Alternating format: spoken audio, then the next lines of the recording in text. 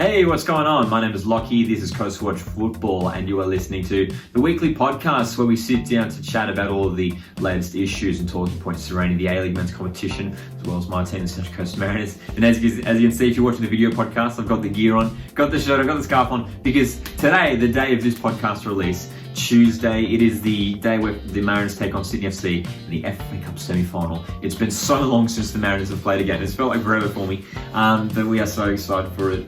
It should be a lot of fun. We're going to be doing a live watch-along on the YouTube channel, which I can't wait for. It's the first ever watch-along I'm doing for a Mariners game. Usually I'm at the games, which is why I haven't done a watch-along before. So going to be doing a live watch-along for it. Can't wait. But we are here for a podcast episode talking about some of the interesting talking points that have come out of this past weekend. Obviously, it's been tricky lately in recent rounds, as we know, with the postponements. But hopefully, fingers crossed, dude, this coming weekend that we have a bit more normality in terms of hopefully we can get at least 3 games going ahead. But let's jump into some of the questions that you guys have sent in now, because, and I'll say right now, there's quite a vast array. There's quite a variety of questions that we'll be going through in this episode. And let's jump into it straight away right now. And this first one, so there was this article that was a Vince Regari article that came out in recent days that was basically explaining Riley McGree. For those that don't know, Riley McGree, former Adelaide, Melbourne City player, moved to Middlesbrough. Previously this season was playing at Birmingham City. And basically the article from Vince Regari sort of explaining the move. And there were some interesting words, some quotes from Bruce Jitte, who was the former, I believe, director of football at Adelaide United. I could be wrong. I think he was the director of football at Adelaide United. He isn't anymore, as far as I know. But there were some interesting statements made in that, and some Mariners fans brought it to my attention. And honestly, initially, my initial reaction, I just laughed. It was almost funny. But some Mariners fans sort of suggesting that maybe they're taking offense to it. And basically, I'll read out what Bruce Jitte has said here in the article. So Bruce Jitte's words here apparently in the Vince Regari article saying, the A-League is not held in high regard internationally. It's not given the kudos it deserves. So, I mean, that statement, the first part of that is like, it's not held in high regard internationally, but he said that it's not given the kudos it deserves. So he's saying it should be held in high regard. And he goes on to say, it's not recognised as a league that produces elite footballers regularly. So when you talk about the A-League, it's, oh yeah, he scored 15, 20 goals. He scored a hat-trick against the Mariners. Foreign clubs are like, so what, Bruce? There's palm trees in the background. Come on. He can do it against those defenders, but you're talking about championship defenders here. If he can do it against them, different discussion. Legit, I remember reading it the first time and I laughed out loud. So obviously a very specific reference to the Central Coast Mariners there. He scored a hat-trick against the Mariners. Bruce, there's palm trees in the background. Come on. I mean, look, I understand, I understand where it is a bit out of place, it seems. It felt a bit unnecessary to make such a targeted remark like that. But personally, I don't know, as a Mariners fan, I don't really take too much offense to it. I don't know why, but initially it's just a funny thing. And I think it goes back to what Bruce Jitte, that tiny part of that sentence earlier. It's not given the kudos it deserves. So, I mean, we have to acknowledge, I mean, I'm sure he's referring to a time when Mariners were famously very poor. That's obviously what he's referring to. Where teams would come here and bang in the goals. So to be honest, I don't have any really strong feelings negatively towards it. I think it's more funny than anything. I'm obviously not a fan of people taking jabs at the club like that in terms of our legitimacy and our quality. I mean, Mariners are more famous, more well known even for producing quality products. As he was saying here, Bruce just said it's not recognised as a league that produces elite footballers regularly. Central Coast Mariners, Trent Sainsbury, Matt Ryan, Tom Rogic, Mile Jedinak, so many I'm forgetting about, Mustafa Amini.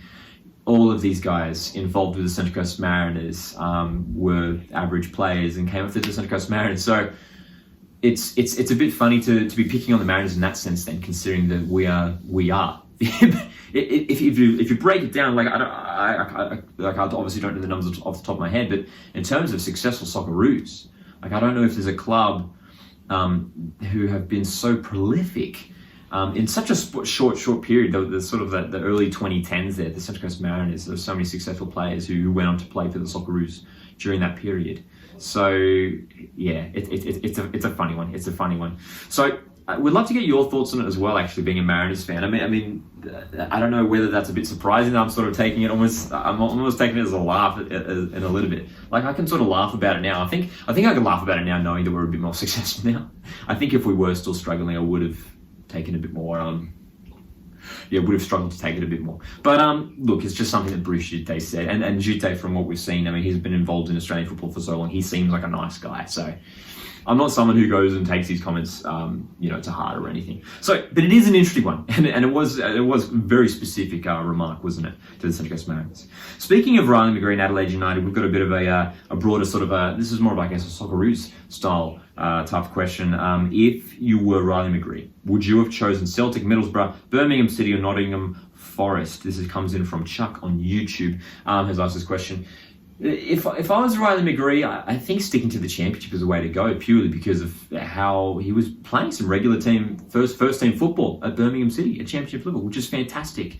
And, whether he'll hit the same heights, I don't know, but we can obviously compare it to Aaron Moy, who is performing in the championship for Huddersfield and ended up going with them to the Premier League. Whether Riley McGree will be able to help his championship side, Middlesbrough, to Premier League promotion, not sure, obviously, but there's that similar sort of, there's quite a parallel there when you look at that as well. And look, from a Socceroos point of view, from an Australian national team point of view, we just want these guys to succeed as much as possible, to be playing regular football and to be doing well at these high levels. And Riley McGree is a player who absolutely has the ability to do that. And the next question from Cooper on Instagram ties into this. How well do you think McGree will do at Middlesbrough? Look, based on his performance, to be honest, I haven't been watching every Birmingham City game this season, but from what we've seen and from what we've heard, he's been doing relatively well. And that's good to see, because there are, Australian players that have gone overseas and have struggled. So will he do well at Middlesbrough? I'm optimistic. I'm optimistic that he will do well, and we hope that he does well indeed. Let's talk about some other stuff as well. And actually, it's almost sticking to Adelaide United once again here. Do you think Hiroshi Ibisuki is finally the right man to score the goals for Adelaide? This one comes in as well from Chuck on YouTube. It's a good question. Now, Ibisuki, he scored the equaliser, that late equaliser against Melbourne City on the weekend to rescue a point for Adelaide United. He came into the field, and oh my goodness, dude, he's so tall. What is he? I think apparently he's like, 196 centimeters, I think, or something like that. He's a giant, and he's going to bring something different to the Adelaide United attack, which I think is going to be a handful for defenders, purely from what we're seeing physically. It's hard to make a real statement in terms of what sort of impact he's going to make, because we only saw 20 minutes of him or whatever it was on the weekend. But to get a goal early on in his career, and it was a poacher's goal, it was a striker's goal to be in there, and had the technique to swivel and put it away and find the back of the net. I mean, that's impressive signs for Adelaide United, and as I mentioned, a very tall physical player, and I think he's going to be a handful for A-League defenders. And correct me if I'm wrong, but he's probably the tallest striker in the A-League. I'm currently just racking my brain to think if there is a taller one.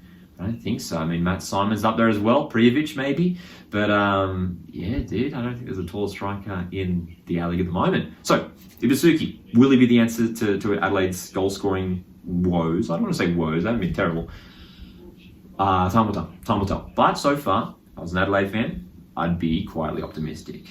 Let's move on to some other stuff right now. And this is a good question that comes in from the Football State on YouTube. Check out the Football State on YouTube. Really good content from the Football State.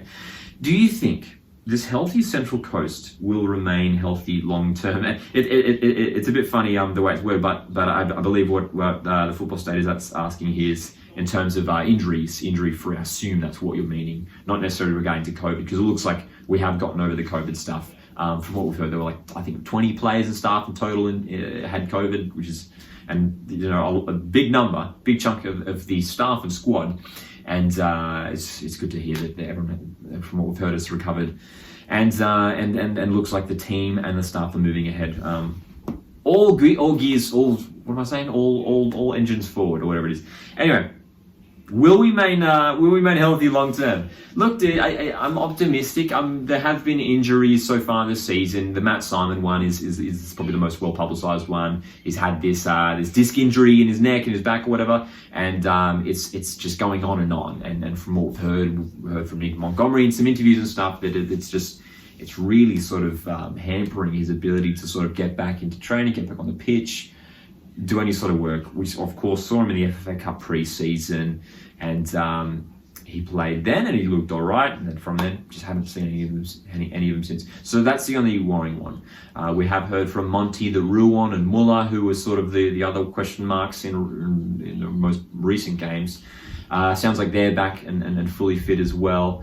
And apart from that, I don't think there's anything else. So it's a fair point, though, because maybe compared to some other squads, when we look at maybe Adelaide United have copped a couple injuries, Brisbane Roar have a few long-term injuries as well, Sydney FC with Luke Bratton being out, Barbarousis as well. When you look at Central Coast Mariners, we're probably relatively fit compared to other A-League squads. I think what we have to consider as well is the fact that we have had to bring in young guys. Like, we have had to bring in youth players. It hasn't always been for injury's sake. But most of the time, these young guys have done really, really well. So maybe there is a sense, maybe there is a false sense of that the Mariners are just injury-free. And I think it's purely because these young guys who are having to step in to replace the first-team players are doing such a good job, which is what we want, which is from a Mariners point of view. So it's an interesting one. Will we remain healthy long-term? Fingers crossed. Fingers crossed, that's all we can say, hey. We've got some more Mariners questions in here. Good one in here from Bailey. Actually, I have touched on this in some previous podcast episodes, but he asks, what have you thought of the Mariners' new signings so far? Mateus Moresh, Sai Goddard, Benny Nkolola, Nikolai Muller, who we've only seen briefly. Fantastic. Obviously, Yaron Souza, massive shame with his injury. Hopefully, he can get back up, before the end of the season. If that, if we need him, if Beers is out and we need someone to come in. But anyway, the other guys look really impressed so far overall. Moresh has looked very promising, and I think he will. The key thing that I keep saying with these players, and in last week's podcast episode, actually, I did a Mariners-specific episode. I wanted to break down my rating so far for all the players across the opening, several games, however many games we've played now, across the A-League and FFA Cup. I've given them ratings, and the common theme that I said about the new guys is that I think they're just going to get better with the more minutes they get, and I believe that. And I say that because they've all shown attributes. They've all shown really promising, that they all have really promising attributes to their game. And I think all it's going to take for them to really succeed and have an impact in this team is for them to just get regular minutes and gel with the players around them. We already know how good Oli Bozanic is. We already know how good Josh Nisbet is. Arenya is very consistent and solid up top as well. The combinations that are being created here that we're seeing, I think are really fascinating when you look at Moresh and Arenya, when you look at Sai Goddard playing on that left-hand side next to Oli Bozanic. Really important partnerships all across the park. I'm really keen to see more of Benny Nkolola as well. He's missed out with injury a little bit as well. And again, it looks like he's fully fit and back and firing to go as well. So look, overall, stoked with them and want to see more, expect to see more. I don't want to see any downward slopes, slumps after this sort of COVID break. Hopefully we can just keep the upward trend going. And indeed, if I had to pick one to say I've been most impressed with, I'd probably say Sai Goddard. I mean, many people might say Mateus Moresh, and he has been good and looked very, up to A-League standards so far. He hasn't been behind the pace at all, and he's already grabbed a couple of goals. But Sai Goddard, dude, I mean, he's two-footed. He's our corner specialist, and it was great to see him get his first goal against the Wanderers at home. So, very excited about the new guys at the Central Coast Mariners. Okay, next question is an A-League general question, and it is a very interesting one. At this current point, who do you think is not making the A-League finals come May, and why? This one comes in from Flynn on Instagram. Thanks for sending the question Flynn, because it is a very good one. And I don't want to offend any, I know I have fans of various A-League teams listen to the podcast, and I don't want to offend any fan groups by picking out any teams. But we can only say from what we're seeing so far in these early rounds, of the A-League season and some of the FA Cup performances as well. There are 2 teams, maybe 3, maybe 2.5. There are definitely 2 teams that I think I'm pretty confident saying won't make the top 6 this year based on performances, what we've seen, and their squads and how it's just shaping up. And those 2 teams are Brisbane Roar and Wellington Phoenix. And yeah, both teams happen to be sitting towards the bottom of the A-League ladder at the moment. But there's a reason for that, and they haven't really shown enough quality, and neither team have really enough squad depth. Now I'm a bit more optimistic about Wellington Phoenix. They've brought in Sandoval, this creative attacking midfielder who we haven't seen yet, but he could make an improvement to this Wellington Phoenix side. Scott Wootton as well, this English centre back, maybe to provide a bit more stability in defence for Wellington Phoenix, who have been leaking goals at the moment. Wellington Phoenix, so they could be on the up. If either of those 2 teams are going to make a push for the top 6, it could be Wellington. I don't think they will. I think when you look at how competitive it is going to be, I can't see a team like Wellington Phoenix making a push. Brisbane Roar, they had such a long time off and had just recently played 2 consecutive games away to Sydney FC. Weren't terrible in both games, showed promising signs, but not enough cohesion to be beating half the teams in the competition, in my opinion. Just lack of confidence up top. Juan Lascano looks a little bit off the pace at the moment. And injury concerns, reliance on some of the young guys that are having to come in as well. Question marks in terms of what formation they're playing this season. I think Warren Moon has played 3 different formations this season alone. So for Brisbane Roar, they have good individual players like Akbari and Parsons and Mili Uznic, who these guys can, Joe Shea, who can perform on their day.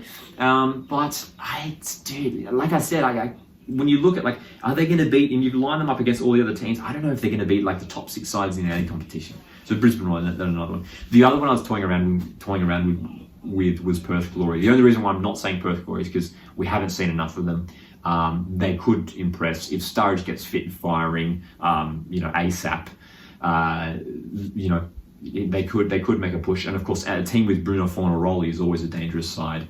My only concern for Perth Glory is in terms of squad depth. They really don't have, aside from some of those first team players like Sturridge, Fornaroli, Darryl Latchman, Brandon O'Neill. If those guys start to drop out, a lot of onus drops onto the shoulders of the younger guys.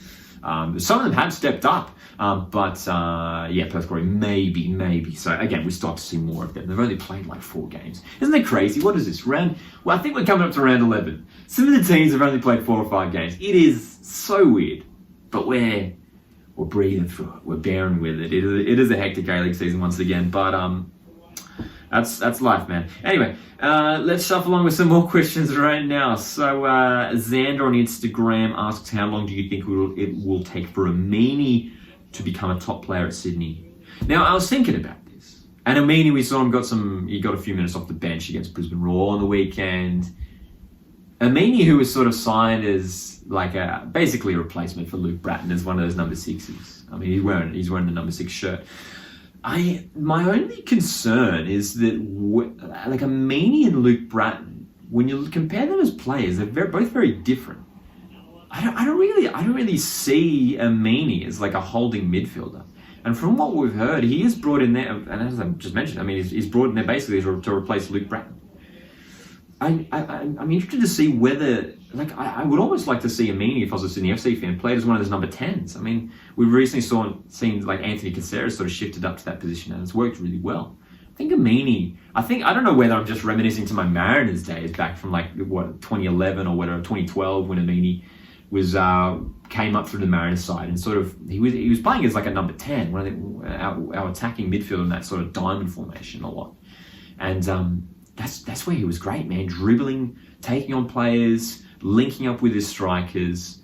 I don't know if Amini's gonna. I know he's sort of shifted back up a bit more defensively throughout his career, but that's my only concern. There's no doubt he's a class player, and he's technically gifted.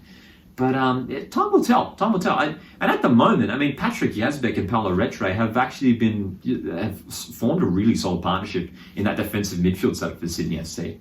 So at the moment, I wouldn't drop either of those guys. Xander, I know you're a Sydney FC fan, so you've asked that question. I wonder if you'd would you drop either of those guys to start Mustafa Amini? I don't know. It's going to be fascinating to see. And, you know, with Costa and Ninkovic coming back, there's some interesting sort of puzzle pieces for Steve Corica to figure out. Yeah. So that's my thoughts on Mustafa Amini.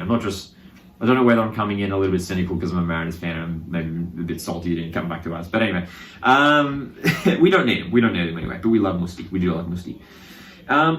Neon, crossing to the other side of Sydney, Neon on Instagram asks, do you think Western Sydney Wanderers will have any participation in the early transfer window? I don't think so, because they brought in so many players a few months, only a couple months ago. And I mean, the only one is maybe an injury replacement for Reece Williams, who the captain has been ruled out for the remainder of the season, which is a massive blow for Western Sydney because he started the season he was so solid to start off the season. That's a worry. That's a worry for Western Sydney Wanderers. So whether they look to bring in a replacement there, maybe another striker, because at the moment they have Tom Ahmed, Geordie Squibble, Bernie Abini has been a bit off the pace at the moment. So maybe they'll look to bring in someone up there as well. So I'm going to say it's unlikely, but if they do, it might just be an injury replacement for Reece Williams. Let's keep shuffling on. Which players had the biggest breakthrough season so far? This one comes in from Jezza on Instagram.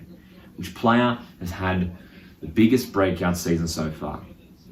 I'm going to answer, this isn't just from the Mariners alone. I'm going to say this for the entire A-League, and it is a Mariners player. And you guys know who it is. If you regularly listen to the podcast, you know who I'm about to say. Sir Jacob Farrell, man. Has there been a player who has just surprised the country more than Jacob Farrell? Seriously, I mean, I've said it before, even Mariners fans, majority of Mariners fans probably, I mean, myself included, weren't expecting this young left back to be shifted straight into the first team and starting from that FA Cup game with Mudgee, starting round one in the F3 Derby, and just impressed so much. I mean, and just A-League fans in general probably would never have heard of him coming into this season. And he is one of the top defenders in the A-League already so far. I think it was Nick Montgomery himself who said he's the best left back in the A-League. And dude, he's been so good. He's just been so impressive. And again, if you're regularly listening to the podcast, I feel like I do a Jacob Farrell rant every week now. But who has had the best breakthrough season so far? I mean, again, super early. So there still might be some other players who do have a breakout season. But at the moment, Jacob Farrell has to be. Hopefully Harry Steele, we're seeing the early signs of a breakout season for him as well. He's been really impressive he's only played a couple of games, and he's looked fantastic so far as well. So a couple of Mariners players there to shout out. A couple more questions here. One in here from Jacob on Instagram. Are Victory now the team to beat? Short answer, yes. Yes, and they were after they beat Western United 3-1. I think that was the result that sort of just pushed it over the edge for me a little bit. They've been super impressive every game. Obviously their only sort of stumble that they've had so far was that 3-0 home defeat to Perth Glory, whether you put that down to Ryan Shan's red card in that first half. Apart from that, man, they've been super impressive, and just the squad depth, that's the thing I keep going back to. When they took on Adelaide United, they only got a draw against Adelaide United in the last game in the league, but they were missing so many players, and the young guys that they're able to bring in with Valupale and Jay Barnett and Falami's he's a starter now, isn't he? You know, they've got such good depth, Melbourne Victory, and that's even defence as well. When you think that Sporanovic has barely been involved, Lee Broxham can come in and do the job as well. So, are they the team to beat? Yes, yeah, and there's no other team that have impressed me as much. I don't think there's a team that has been as dominant. West United have been solid defensively, and MacArthur were up there for the first few rounds, but Melbourne Victory with their depth and the performances they have been seeing, they're next level. They're currently on top. They will make the finals this year. It's just about guaranteed, and they're the team to beat for sure. Easy answer. It's an easy question, that one. The easiest question so far today. But I have left this one to last. Score prediction for Sydney v Mariners FFA Cup semi-final. This one comes in from Jezza once again on Instagram. Score predictions, and again, you might be listening to this podcast the day after Tuesday, or whatever, when the cup result has already happened. So I might look like a fool. I think it's going to be really close. I think it's going to be super competitive. I've been super confident with the way that the Mariners have been playing recently. Obviously, it's been a little while since we played some games. But our recent cup results, obviously we won 6-0 against Apia Leichhardt in the quarterfinal, and in the league we've been playing well as well. So, but when you look at Sydney FC, their performances have looked more impressive compared to some of the early rounds of the season, winning 3-0 against MacArthur and knocked Brisbane out of the cup as well. And they've been building some better form now and getting some better players back. And when you look at someone like Elvis Campsober, who for me has been the most impressive player of late as well, he's looked really, really good. So he's a danger man for them as well. I think it's gonna be close, dude. I'm backing my Mariners. I have to. But I think I've got a feeling that it could go to extra. I think it will go to extra time. I think it definitely will go to extra time. Hey guys, unfortunately had some tech issues with the podcast this week, which meant the clip that you were just watching unfortunately cut off. Camera stopped recording. I had microphone problems this podcast episode. But just to finish off my answer there on the last question, I think it's going to end 1-1 at the end of extra time. It will go to penalty shootouts, and of course I have to back the Mariners in the penalty shootout. Mark Birighitti already has made a penalty save so far this season. So look, it's going to be a really close game, really competitive, as I said. But I'm backing the 1-1 result. Mariners on penalties. Can't wait for the game. It's going to be really exciting. So make sure you join me for the live watch along if you are listening to this on the day of release, this podcast. And if you are listening to this afterwards, I might end up with egg on my face if the result doesn't end up going that way. But anyway, guys, thanks so much for checking out this podcast episode. If you want to stay up to date to everything, make sure you follow Coastwood Football across all the socials, YouTube, and of course the podcast platforms if you want to keep up to the podcast episodes which drop every single Tuesday. Thanks to everyone who sent in a question this week. Sorry I couldn't get around to all of the questions. But of course you can always send through your questions across the social media platforms. As always, have a fantastic week, guys. See you next one.